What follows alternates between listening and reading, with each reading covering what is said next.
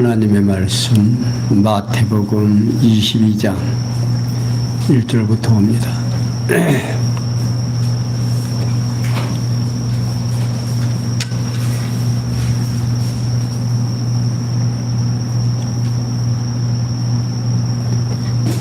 마태복음 22장 1절부터 봅니다.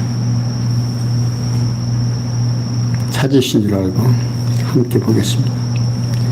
예수께서 다시 비유로 대답하여 가라사대 천국은 마치 자기 아들을 위하여 혼인잔치를 베푼 어떤 인물 같으니 그 종들을 보내어 그 청한 사람들을 혼인잔치에 오라 하였더니 오기를 싫어하거늘 다시 다른 종들을 보내며 가로되 청한 사람들에게 이르기를 내가 우찬을 준비하되 나의 소와 살찐 짐승을 잡고 모든 것을 갖추었으니 혼인잔치에 오셔서 하라 하였더니 저희가 돌아보지도 않고 하나는 자기 밭으로 하나는 자기 사업체로 가고 그 남은 자들은 종들을 집이 욕하고 죽이니 임금이 노하여 군대를 보내어 그 살인한 자들을 진멸하고 그 동네를 불사르고 이에 종들에게 이르되 혼인잔치는 예비되었으나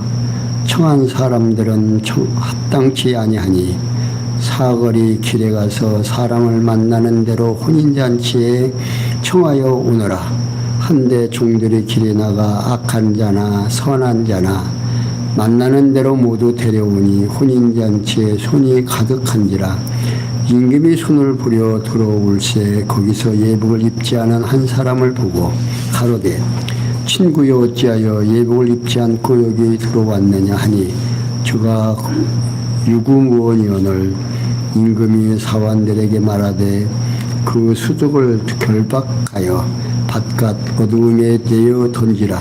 거기서 슬피 울며 이를 같이 있으리라 하니라. 청함을 받은 자는 많되 택함을 입은 자는 적으니라. 아멘. 14절까지 언급이 되겠습니다. 예수님께서 구약의 언약을 이루시려고 오신 그리스도이심을 왕국의 특성들을 가르쳐 보여줌으로 증거하시는 내용들입니다. 그 내용 가운데 오늘 봉독해 드린 22장 1절에서 14절까지는 아들의 혼인잔치 비유로 천국 백성의 자격에 대하여 가르쳐 주신 내용이고 15절에서 22절은 질문을 듣고 천국 백성이 바쳐야 할 세금에 대해 가르치는 내용이고 23절에서 33절은 사두개인에게 천국 백성의 특성과 부활에 대해 가르치는 내용이군요. 그런가 하면 34절에서 40절은 율법사에게 천국 백성인 율법과 선지자의 강령을 가르치는 내용이고 41절에서 46절은 다윗의 천국의 왕 그리스도의 신분에 대하여 가르쳐 주시는 내용입니다. 그러니까 예수님께서는 자신이 구약의 언약을 이루시려고 오신 그리스도이심을 왕국의 특성, 그러니까 천국의 특성을 가르쳐 보여주심으로 증거해 주고 계십니다. 이게 곧 아들의 혼인잔치 비유로 천국 백성의 자격에 대한 가르침을 비롯해서 질문을 듣고 천국 백성이 받아야 할 세금과 천국 백성의 특성 및 부활에 대하여 가르치고 율법사에게 천국 계명인 율법과 선지자의 강령을 가르치며 다윗의 시로 천국의 왕 그리스도의 신분에 대하여 가르쳐 증거해 주십니다. 이러한 증거를 여호와 하나님께서 당신이 계획하신 대로 창세전에 작정하신 영원한 뜻에 따라서 지상의 당신의 백성들에게 알게 해서 그 알게 됨으로 인해서 그들의 마음이 변화를 받고 하나님이 어떠하신 분지를 깨닫고 그를 경외하며 섬기게 하려고 이렇게 당신이 누구인가를 역사 속에서 하나하나 보여주지만 그때의 바리새인과 서기관들은 그것이 안 보인 겁니다. 그러니까 그걸 보고 느끼는 사람들은 예수를 믿고 그렇지 아니한 사람들은 예수를 십자가에 못 박아 죽이려고 하는, 그러니까 어떻게든지 시기와 질투를 통해서 예수를 죽이려고만 했지 실제로 그가 누구인가를 생각하지 아니했다 하는 겁니다. 이렇게 철저하게 비유로 또 말씀으로 또 구약의 성경을 들어서 설명을 해주지만 못 깨닫는 건 못 깨닫는 거예요. 그러니까 천국의 백성이 된다라고 하는 것은 이렇게 철저하게 하나님의 선택된 자가 아니면 어렵다는 사실을 우리들이 확인해 볼 수 있습니다. 자, 1절에서 7절에 보면 사실이 그런지 한번 확인해 보겠습니다.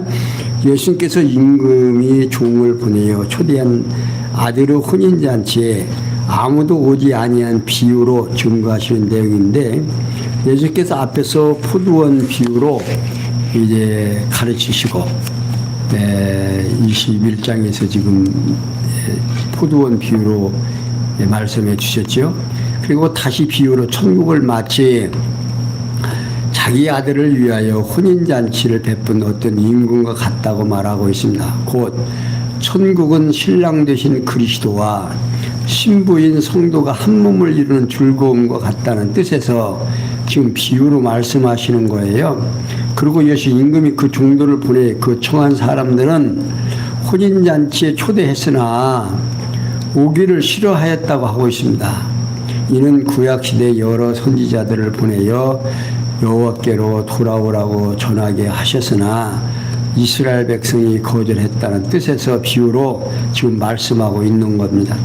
그리고 다시 다른 종들을 보내며 청한 사람들에게 내가 오찬을 준비하되 나의 소와 살찐 짐승을 잡고 모든 것을 갖추었으니 혼인잔치에 오소서 하라고 하였으나 저희가 돌아보지도 않고 하나는 자기 밭으로 하나는 자기 사업차로 갔다고 하고 있습니다. 이는 거듭 선지자들을 보내어 풍요와 번영을 누리게 하신다며 여호와 하나님께 돌아오라고 전하게 하였으나 백성이 이방 땅으로 흩어졌다는 뜻에서 지금 비유로 말씀하고 있습니다. 그러니까 지금 과거에 이스라엘 백성들이 애굽에서 나와서 가나안 땅에 정착하게 해서 하나님께서 그들로 하여금 하나님의 보호하심으로 철저하게 자리를 잡고 하나님 경외하게 했지만 그들이 점점 이방신들을 섬기고 여호와 하나님을 멀리하고 자기들 좋은 대로 살았습니다. 그러니까 선지자들을 보내서 계속해서 돌아오라고, 내가 다 준비됐고 너희들이 나를 경외하면 어떻게 해준다고까지 약속을 했지만 들어요 안 들어요? 안 듣고 자기 좋은 대로 살습니다. 그러면서 남은 자들은 종류를 잡아 능욕하고 죽이니 임금이 노하여 군대를 보내어 그 살인한 자들을 진멸하고 그 동네를 불살랐다고 하고 있습니다. 이는 백성 중에 예루살렘에 남아있는 자들은 선지자들을 잡아 욕을 보이고 죽임으로 여호와께서 로마 군대를 보내어 예루살렘을 불태우게 하실 것을 비유로 말씀하고 있습니다. 예루살렘이 그때 불탈 때 얼마나 문제가 있었습니까? 그 예루살렘 그 불태우고 선지자들 하여금 돌 하나, 예수님께서 그러죠. 성전을 가르치면서 제자들이 얼마나 위대합니까? 라고 얘기를 하니까 야, 돌 하나 돌 위에 덧놓임 없이 다 무너질 것이다.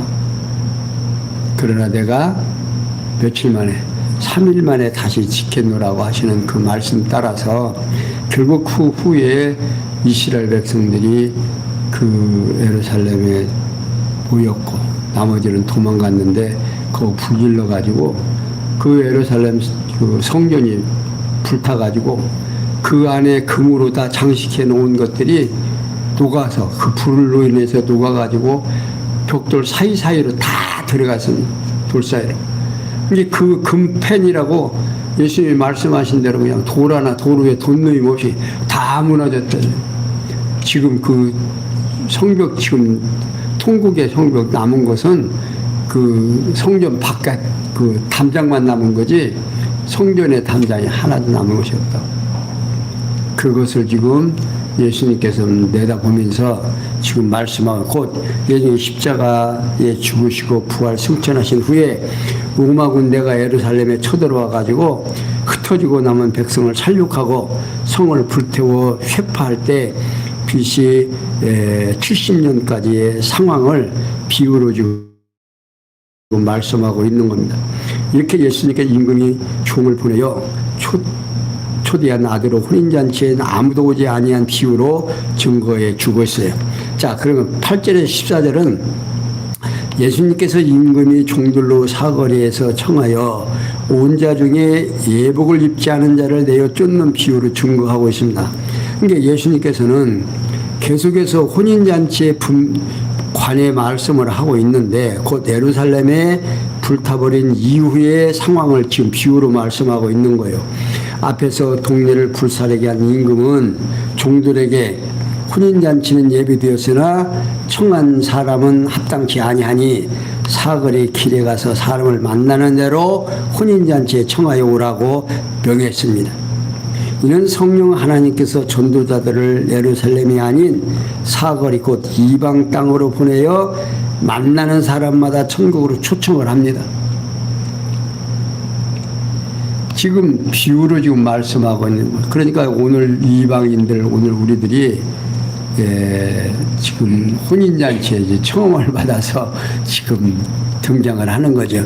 그리고 종들이 길에 나가서 악한 자나 선한 자나 만나는 대로 모두 데려오니 혼인자리에 손님이 가득하게 되자 임금이 손님들을 보려고 들어왔다가 거기서 예복을 입지 않은 한 사람을 보았다고 말하고 있습니다. 여기서 악한 자나 선한 자는 사회적으로 세리와 창기처럼 지찬을 받는 자나 바리새인이나 제장들처럼 존경을 받는 자를 비유하고 있습니다. 그리고 예복은요, 그리스도의 보혈에 의한 의의 옷을 비유하고 있는 겁니다. 그러니까 곧 전도자들이 이방 나라를 가서 신분의 귀천을 물론하고 복음을 전함으로 많은 자들이 교회로 모여오지만 그리스도의 의의 옷을 입지 아니한 자도 있다는 것을 지금 비유로 지금 말하고 있는 겁니다. 그러니까 이제 임금이 와서 너 당신 왜 예복을 안 입고, 그러니까 초청을 다 했으면 지금 혼인잔치에 오는 거 아니에요. 그러니까 예복을 입어야 되는데 혼인잔치에 참여하려면 예복을 입어야 하는데 예복도 입지 않은 사람이 거기에 참석을 했다 그러면, 그러니까 당신 왜 예복을 안 입고 지금 혼인잔치에 왔어? 그러니까 아무 말도 못하고 그냥 가만히 있었다고 말이에요. 그러니까 임금이 포박에서 바깥 어두운 데 내던져라. 그러면서 비유로 지금 그리스도의 의를 힘입지 못한 자는 영원한 형벌을 받을 거라는 뜻에서 지금 비유로 말씀하고 있습니다. 그러면서 청함을 받은 자는 많되 택함을 입은 자는 적으니라고 말하고 있습니다. 이는 전도자들이 전하는 복음을 듣는 자는 많으나 구원을 얻어 천국의 즐거움을 누릴 자는 적다, 그런 뜻입니다. 이는 예수 그리스도께서 당신이 원하는 백성들만 위하여 십자가에 죽으시고 그 피의 보혈의 피값으로 우리를 영접해 주셨다 하는 사실. 이게 보통 복이 아니에요. 우리 예수 믿는 성도는요, 이 복 때문에 즐거움과 행복이 가득해야 됩니다. 근데 우리는 자꾸만 유한한 복, 육체가 즐겁고 행복한 것만 생각하죠. 그런데 하나님께서 뭐라 그래요? 택함 받은 백성들에게는 너희는 무엇을 먹을까? 무엇을 입을까? 염려하지 말라. 그런 것들은 다 누구만 구하는 거다? 이방인들이나 구하는 거지. 너희 손색 받은 백성들은 구할 것이 아니다. 그 말입니다. 너희들이 구할 것은 그 나라와 그 의를 구하라. 하나님의 나라와 그 하나님의 뜻을 구하라고 우리에게 설명해 주고 있습니다. 그러니까 오늘 우리들이 그 하나님을 알면 그렇게 하겠어요? 안 하겠어요? 할 수밖에 없어요. 뭐 안 되는 것 아무리 해봐야 안 되는 거고. 어떤 성도님이 그런 소리를 하더라고요. 이상하게 돈이 좀 여유가 있으면 오도록 홀랑 없어진대요. 그리고 또 아주 복잡하면 또 뭐가 해결이 된다나요? 당신, 내가 그랬어요. 당신 정신 차려. 당신 그렇게 우리 젊어서부터 함께 예수 믿고 그 옛날에 우리 국민 성사학원 함께 다녔거든요. 그런 사람인데 요즘은 교회도 잘 안 나가고 자기 좋은 대로 살아. 그러면서 그런 소리를 하더라고요. 하나님께서 당신 사랑해서 부모가 사랑으로 보호하는 것만 사랑이 아니여. 때로는 매도 맞을 준비를 하고 살해하니까 정신 바짝 차리라고 그랬더니 알았다고 하기는 했는데 어떻게 행결했는지 모르겠습니다. 그러니까 하나님께서 우리로 하여금 계속해서 시간과 공간과 형상 속에서 우리로 하여금 체득하게 하는 거예요. 보고 만지고 느끼고 우리로 하여금 느끼게 해서 교육 지금 이게 제가 늘 말씀드리지만 시간들이 우리 수연 씨 요즘 말벌 잡는다고 굉장히 욕군데 그 말벌 잡는 것까지도 지금 뭐 하는 건 줄 알아요? 훈련하는 중이다가 말입니다. 그런 걸 통해서 그러니까 우리가 지금 하는 일 뭐 어렵게 하는 일, 선하게 하는 일들을 통해서 하나님께서는 뭘 깨닫게 하는 거예요. 필요 없는 것은 가감없이 제거하려고 하는 거예요. 우리 인간도 어때요? 우리를 괴롭게 하는 거 어떻게 해요? 지금 날마다 파리채로 잡아서 그거 죽이려고. 하나님께서 우리들에게 하나님이 필요 없는 거 정리한다 안 한다? 다 정리하고 계시다. 이걸 깨닫게 되면 오늘 하루를 지나면서도 우리는 항상 감사가 맥없이 나오는 거 아니에요. 깨달아지고 느껴지고 감사가 할 때 행복해지는 거예요. 우리 그런 교육이나 모든 것들을 하나님이 왜 그렇게 하게 하는가? 우리로 하여금 괴롭게 하려고? 아니다 그 말입니다. 행복하게 하려고. 기쁨이 넘치게 하려고 한다는 사실을 기억하시면 돼요. 자, 15절에서 22절에 보면 질문을 넣고 천국 백성이 바쳐야 할 세금에 대하여 가르쳐 주십니다. 자, 15절. 이에 바리새인들이 가서 어떻게 하여 예수로 말에 올매 걸리게 할까 상론하고 자기 제자들을 헤롯 당원들과 함께 예수께 보내어 말하되 선생님이여 우리가 아노니 당신은 참되시고 참으로서 하나님의 도를 가르치며 아무라도 꺼리는 일이 없으시니 이는 사람을 외모로 보지 아니하시나이다. 그러면 당신의 생각에는 어떠한지 우리에게 이르소서. 가이사에게 세를 바치는 것이 가하니까 불가하니까 한데 예수께서 저희의 악함을 아시고 가라사대 의식하는 자들아 어찌하여 나를 시험하느냐 쇳돈을 내게 보이라 하시니 데나리온 하나를 가져왔거늘 예수께서 말씀하시니 형상과 이 글이 네 것이냐 가로되 가이사의 것이니이다. 이에 가라사대 그런즉 가이사의 것은 가이사에게 하나님의 것은 하나님께 바치라 하시니 저희가 이 말을 듣고 귀히 여겨 예수를 떠나가니라. 자, 예수께서 가이사에게 세금을 바치는 것에 대하여 가부를 묻는 바리새인의 질문을 들음으로 증거하시는 내용입니다. 그러니까 예수님의 혼인잔치 비유를 듣고 바리새인들이 가서 어떻게 하여 예수로 말의 올무에 걸리게 할까 의논했다고 말입니다. 그러니까 지금 그런 귀한 말씀을 듣고 자기들이 이해하지 못하는 것, 자기들이 상상 위에 말씀을 하면 좀 생각해 봐야 되잖아요. 우리 강 목사님 진짜 주일마다 생각하라고 그러는데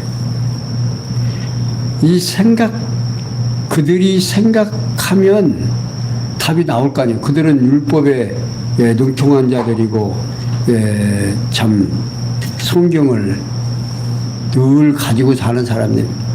그리고 예수님께서 지금 하시는 말씀이 구약을 들어서 예를 듣기도 하고 좀 설명을 하고 성경에서 다 기록되어 구약에 예언되어 있지만 믿어진다 안 믿어진다.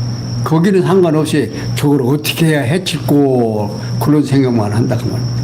자, 그러니까 지금 바리새인들이 가서 어떻게 하여 예수로 말에 올무에 걸리게 할까 의논하고 지금까지 여러 차례 예수께 시비를 걸었으나 매번 실패를 합니다. 그 때문에 함정에 빠뜨리기 위해서 대책을 논의하고 있어요. 그리고 자기 제자들은 헤롯 당들과 함께 예수께 보내요. 선생님이여, 우리가 아노니 당신은 참되시고 참으로서 하나님의 도를 가르치시며 아무라도 꺼리는 일이 없으십니다. 이는 우리를 의무로 보지 아니하시니이다 라고 말하게 하고 있습니다. 이는 그들이 예수님을 말의 올무에 걸리게 하려고 올바른 진리를 가르치시며 누구도 차별하지 아니하시는 진실한 선생님이라고 거짓으로 축켜 세웁니다. 그리고서 그러면 당신의 생각에는 어떠한지 우리에게 이르소서, 가이사에게 세를 바치는 것이 가하니까 불가하니까라고 질문을 합니다. 이 문제는 그 당시 사회적으로 매우 민감한 상황입니다. 왜냐하면 그때 당시는 로마 제국이 이스라엘을 정복하고 그들이 와서 분봉왕을 세우고 그들이 감독자가 와서 지금 이스라엘을 다스리고 있으면서 그들에게 세금을 냈어야 돼요. 세금을 내니까 또 세금만 그들에게 주는 것만 세금을 받는 것이 아니라 그 세금을 걷는 사람들이 많이 걷어가지고 자기들 다 욕심 채우고 그러다 보니까 백성들이 어떻게 해요? 원성이 높았다고 합니다. 이게 세를 바치는 것, 안 바치는 것 이런 문제로 아주 민감한 상황이었어요. 근데 이제 예수님의 그 말의 올무에 걸리게 하려고 지금 예수님을 축켜 세워요. 이번에 이명박 대통령 미국에 가서 미국 대통령 굉장히 이렇게 좀 위해 주시더만요. 이게 인간은 예나 지금이나 이렇게 높여주면 다 좋아하게 되어 있다고 말해요.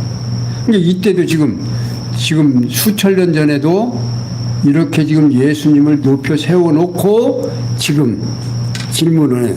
그러니까 가이사에게 세금을 바치라고 하면 하나님께 대한 반역 행위가 되는 것이고 바치지 말라고 하면 로마 총독이나 헤롯 땅에게 반역 행위가 되는 겁니다.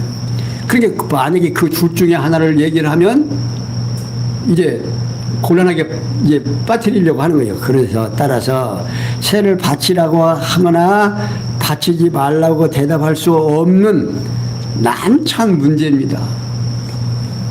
이러한 문제의 답을 예수님께서 요구하는 거죠. 예수님께 그렇게 요구를 하니까 예수님께서 하시는 말씀이 세금을 바치는 것에 대해 가부를 묻는 그들에게 질문을 던집니다.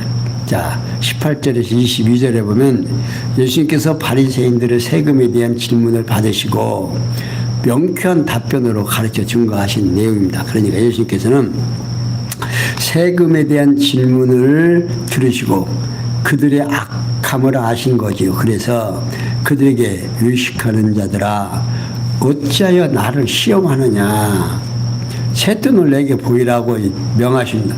예수님께서는 그들의 앙큼한 속셈을 아시고 세금을 내는데 사용하는 돈을 가져와서 보이라고 명하는 거죠. 이렇게 그들이 데나리온 하나를 가지고 옵니다. 이에 예수님께서 돈을 보시면서 지금 우리 돈에도 지금 그 형상이 있죠. 네, 그러니까 이 형상과 이 글이 네 것이냐라고 물어봅니다. 돈에 새겨진 형상과 글이 누구의 것이냐고 물어본 거죠. 그러자 그들은 가이사의 것입니다 라고 대답을 합니다. 이에 예수님께서 그런즉 가이사의 것은 가이사에게, 하나님의 것은 하나님께 바치라고 명하십니다. 참으로 명답이지요. 자, 그러자 그들이 예수의 말씀을 듣고 귀히 여겨 예수를 떠나가 버립니다. 이게 결국 예수를 올무에 걸리게 하지 못하고 떠나가 버린 거죠. 이렇게 예수께서는 바리새인들의 세금에 대한 질문을 받으시고 명쾌한 답변으로 가르쳐 증거합니다. 그러니까 이러한 말씀을 듣고 그들이 깨달으면 어떻게 해야 되겠어요? 하나님께로 돌아오고 그들이 반성하고 뉘우치고 해야 되는데 어떻게 해요? 더 올무에 걸리게 하려고 이들이 애를 씁니다. 자, 그러면서 23절에서 33절에 보면 사두개인들이 천국 백성의 특성과 부활에 대하여 가르칩니다.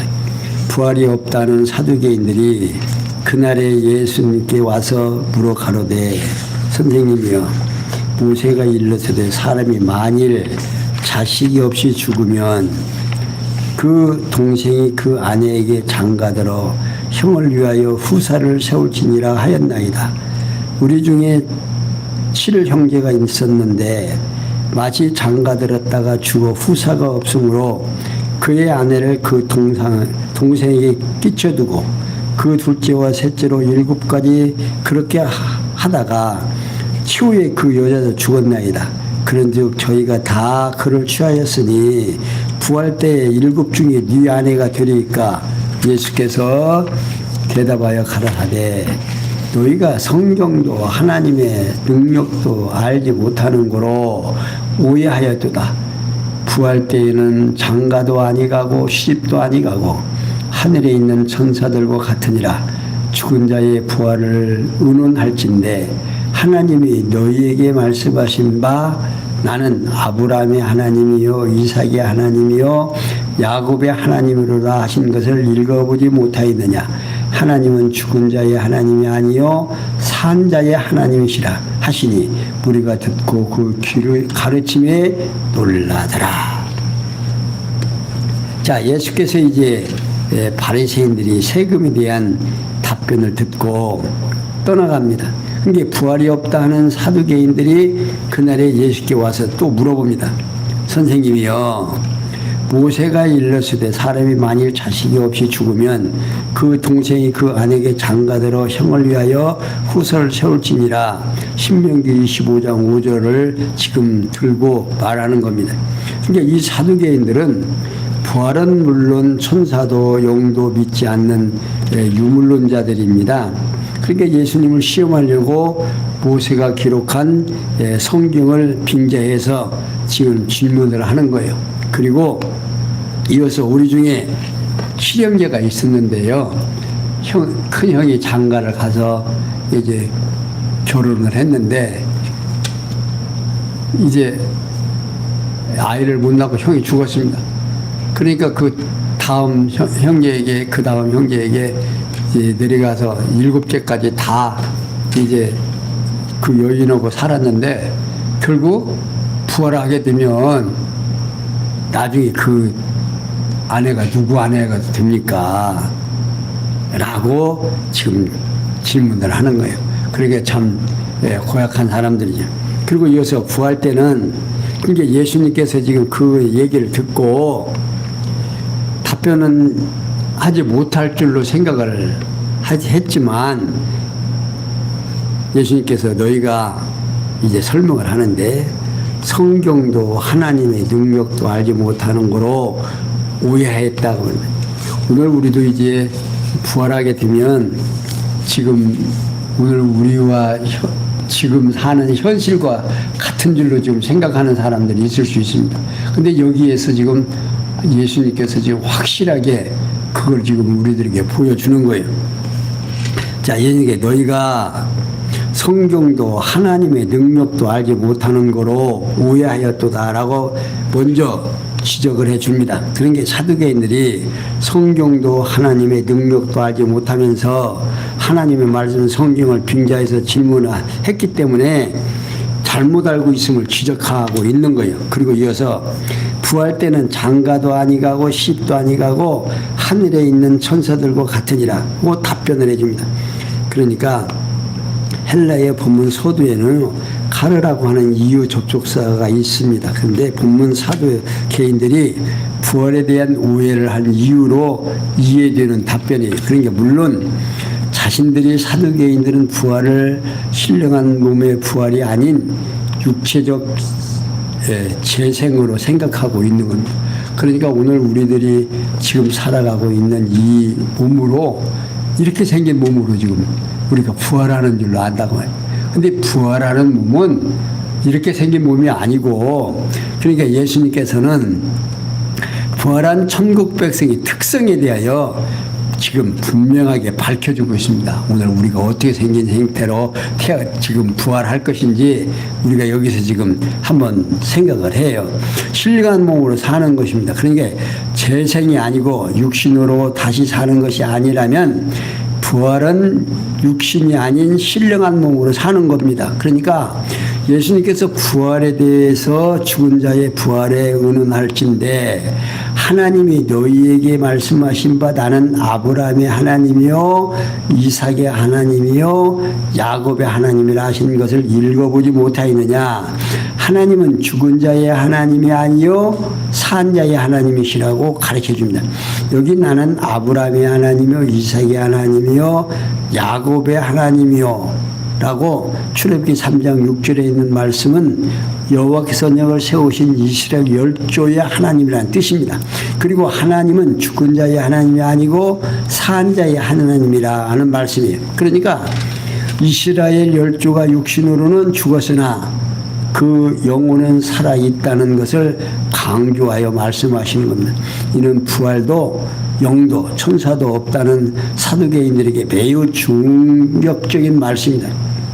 따라서 우리가 듣고 예수의 가르침에 놀라게 된 거죠. 이렇게 예수님께서는 자신이 구약에서 언약한 누구라 메시아라는 사실을 좀 확증지어 주는 거예요. 그러니까 오늘 우리가 부활하게 되면 이렇게 항상 아프고 뭐 그냥 아무 때나 안 먹으면 그냥 어렵고 그런 몸이 아니라 그냥 만족한 몸. 그게 항상 우리는 지금 어때요? 뭔가 불편해, 부족해. 뭔가 그냥 우리 박 권사님도 안 아팠으면 좋겠고 또 우리 여러 사람들이 어때요? 다 건강하면 좋겠고 늙지 않았으면 좋겠고 늘 그냥 평안했으면 좋겠는데 불평하고 짜증스럽고 원망스럽고 그런데 부활하게 되면 그렇게 된다 안 된다. 늘 평안하고 즐겁고 행복하다 그 말이에요. 한번 상상을 한번 날개를 한번 배우세요. 자, 34절 40절은 율법사에게 천국 계명인 율법과 선지자의 강령을 가르쳐 줍니다. 34절 예수께서 사두개인들의 개인들로 대답할 수 없게 하였다함을 바리새인들이 듣고 모였는데 그 중에 한 율법사가 예수를 시험하여 묻되 선생님이여 율법 중에 어느 계명이 크니까 예수께서 가라사대 내 마음을 다하고 목숨을 다하고 뜻을 다하여 주 너의 하나님을 사랑하라 하였으니 이것이 크고 첫째 되는 계명이요 둘째는 이와 그와 같으니 내 이웃을 내 몸과 같이 사랑하라 하였으니 이 두 계명이 온 율법과 선지자의 강령이니라. 자, 예수님께서 사두개인들로 대답할 수 없게 했다는 소문을 바리새인들이 듣게 됩니다. 그러니까 바리새인들은 사두개인들이 예수를 올무에 걸리게 해주기를 기대했던 것 같아요. 그런데 기대가 무너져 버리죠. 그러니까 예수님께서 도전하는 모인 거죠. 그런데 그 중에 한 율법사가 예수님께 시험하여 선생님이여 율법 중에 어느 것이 크니까 라고 가르쳐준 여쭤봅니다. 이게 율법사는요 서기관에 속한 율법법사로서 율법을 해석하여 가르치는 자들입니다. 이들에게 율법 중에 어느 것이 큰지에 대한 질문에 매우 중요해요. 왜냐하면요 그들은 수백 개에 달하는 율법을 지금 만들어 가지고 이제 가르치고 있는 거예요. 그러니까 예수님께서 그 질문에 대하여 아주 명쾌하게 답을 합니다. 내 마음을 다하고 목숨을 다하고 뜻을 다하여 주 너의 하나님을 사랑하라 했으니 이것이 크고 첫째 되는 계명이요 둘째는 이와 같으니 내 이웃을 내 몸과 같이 사랑하라 하셨으니 이 두 계명이 온 율법과 선지자의 강령이라고 가르쳐줍니다. 그러니까 그거 위에 더 이상 할 말이 거기에 모든 율법이 다 예속되는 거죠. 자, 이렇게 되니까 율법사들이 할 말이 있어요, 없어요? 할 말이 없어집니다. 자, 그 다음에 다윗의 시로 천국의 왕 그리스도의 신분에 대하여 가르칩니다. 41절. 바리새인들이 모였을 때 예수께서 그들에게 물으시되 너희는 그리스도에 대하여 어떻게 생각하느냐? 네 자손이냐? 대답하되 다윗의 자손이다 가라사대 그러면 다윗이 성령에 감동하여 어찌 그리스도를 주라 하여 칭하여 말하되 주께서 내 주께 이르시되 내가 내 원수를 내 발등 아래 둘 때까지 내 우편에 앉았으라 하였느냐? 다시 그리스도를 주라 칭하였은즉 어찌 그의 자손이 되겠느냐 하시니 한 말도 등이 대답하는 자가 없고 그날부터 감히 그에게 묻는 자도 없더라. 자, 바리새인들이 모였을 때 예수께서 그들에게 너희는 그리스도에 대하여 어떻게 생각하느냐라고 물어봅니다. 자, 다시 말하면 유대인들이 오시기를 기다리는 그리스도의 신분에 대하여 물어보는 거예요. 그러자 그들이 다윗의 자손이라고 답변을 합니다. 곧 자기들이 기다리는 그리스도는 다윗의 자손으로 온다라고 이미 구약에 예언되어 있어요. 그러니까 예수님께서 이제 그들에게 묻는데 어떻게 묻느냐? 다윗이 성령에 감동하여 어찌 그리스도를 주라 칭하여 말하되 주께서 내 주께 이르시되 내가 내 원수를 내 발 아래 둘 때까지 내 우편에 앉았으라 하였다 하는 시편 110편 1편을 지금 물어보는 거예요. 여기 주께서는 여호와께서로 번역되어야 하는 말씀입니다. 그러니까 구약 성경 본문은 여호와께서 내 주께 말씀하시기를 라고 기록되어 있습니다. 그런데 구약 성경 본문과 신약 성경에서 인용한 본문의 내용이 지금 다릅니다. 그러니까 신약에서는 구약 성경보다 신약 성경에서는 인용한 본문의 내용이 다른 것은 신약 성경의 번역과 과정에서 오해가 있는 70인역이 사용되기 때문에 그렇습니다. 그러니까 예수님께서는 다윗의 시편을 근거로 바리새인들의 답변에 대한 의문점을 물어보신 거죠. 그 의문점에 대해서 다윗이 그리스도를 뭐라고 주라 칭하였은즉 어찌 그의 자손이 되겠느냐라고 물어보십니다. 다시 말하면 그리스도가 다윗의 자손이라면 어째서 다윗이 그리스도를 주라 칭했느냐 그런 뜻입니다. 그러니까 육체로는 다윗의 자손으로 오시지만 신령한 몸으로는 하나님의 아들로 온다라는 사실을 성경에 기록되어 있으면 지금 예수님께서 하시는 행위를 모든 것을 볼 때 예사롭지 않잖아요. 정말 하시는 일, 그 능력 다 어디서 오는 거예요? 인간이 할 수 있는 능력이 아니거든요. 그러면 바로 예수님이 그리스도라는 사실을 인정을 해야 되는데 인정하지 않잖아요. 이게 예수가 그리스도라는 것이 인정되는 것이 지금 성경에서 계속 말하는 듯이 초청을 받은 사람은 많지만